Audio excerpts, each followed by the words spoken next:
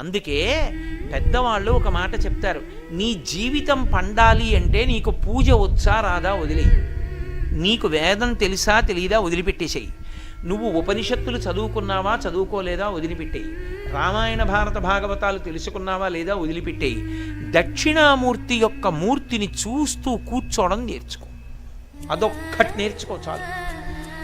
ఏమక్కర్లేదు, ఇంకా దక్షిణామూర్తిని పెట్టుకుని రోజు కాసేపు ఆయన్ని చూస్తే చాలు. మీకు నేను ఇంకా విచిత్రమైన విషయం చెప్పనా, చంటి పిల్లలు కొంచెం కొంచెం పెరిగి పెద్దవాళ్ళు అవుతున్నప్పుడు ఇంట్లో అందమైన దక్షిణామూర్తి విగ్రహం ఉండి, విగ్రహం అంటే ఫోటో కనీసం ఉండి, పిల్లలు కాసేపు దాని వంక చూడడం అలవాటైతే మీరు చూడండి, నేను యథార్థం చెప్తున్న, పెద్దలు నిర్ణయం చేసింది, వాళ్ళు కళ్ళు తిప్పి ఆడుకుంటూ ఆడుకుంటూ పాకడం కూర్చోవడం వచ్చినప్పుడు చూసినప్పుడు వాళ్ళు నిశ్చలంగా కాసేపు ఇలా దక్షిణామూర్తి వంకే చూస్తారు. పిల్లలు చిన్నతనంలో దక్షిణామూర్తి వంక అలా ఎదురుగుండా కూర్చుని చూస్తే 2 ఫలితాలు వస్తాయి, అపమృత్యు దోషం పోతుంది, సరస్వతి కటాక్షం కలుగుతుంది.